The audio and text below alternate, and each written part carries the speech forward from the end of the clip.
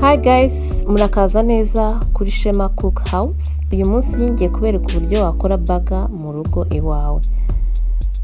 Fata igisorori nurangiza ushyiremo inusu y'inyama ziseye cyangwa se viande hachée.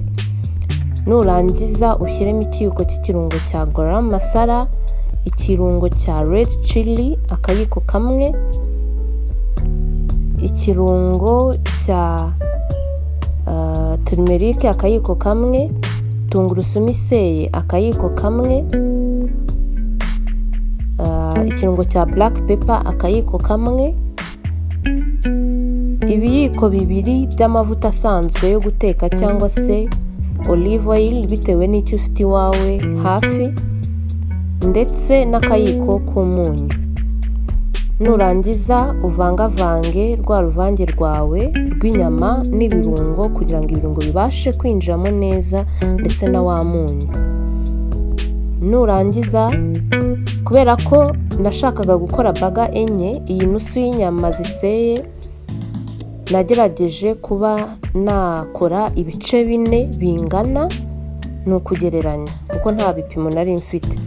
Ngufataho gatoya warangiza ugerageza kukabumbabumba mu ntoki nkuko nari ndi kubikora. Ya mavuta twashyizemo adufasha kugira ngo bibumbike neza, ubona ko binoze, ndetse no kumukuza kubiteka bikaza korohera. Gerageza gukora ibyo byose umare za nyama zawe ziseye ugereranyije. Nurangiza ushyire ku ruhande. Ku rundi ruhande fata ipanu uyishyire ku mbabura cyangwa se kuri gaza uri gutekera. Nurangiza ushyireho utuvuta dukeya, hanyuma utekeho za nyama zawe ziseye nkuko bimeze ari utubumbe. Nkuko mwabibonye muri burger haba harimo inyama isa nk'itsindagiye ukuntu igaye.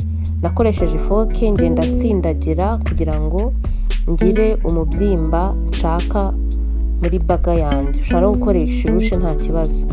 Hanyuma ni ukugerageza kureba za nyama wabona zitangiye guhindura ibara, ukahindura n'urundi ruhande kugira ngo zibashe gushya neza. Ugereranyije nazitetse nko mu minota itarenze 10 cyangwa 15. Nurangiza ushyireho fromage. Nakoresheje fromage isanzwe nyikatamo uduce dutoya tunanutse tujya kungana na za nyama zanjye, mbese mu kugara.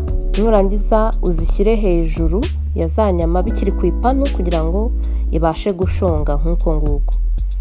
Hanyuma ku rundi ruhande nanone shyira utuvuta duke ku ipanu, ushyushye ya migati yawe ya burger. Ni imigati ino isanzwe ya ronde ukatamo kabiri mo hagati na hagati, warangiza ukagenda uyibabura ku mbabura gakeya.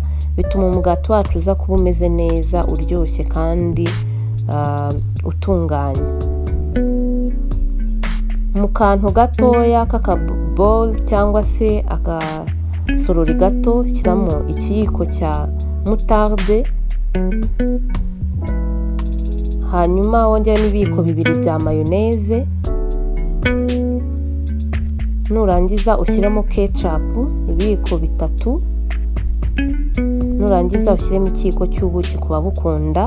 Uruvange turaza kurwifashisha turi gukora mu kanya burger yacu. Nurangiza uvange neza, ukore uruvange rwiza runoze turi buze kwifashisha mu kanya gatoya.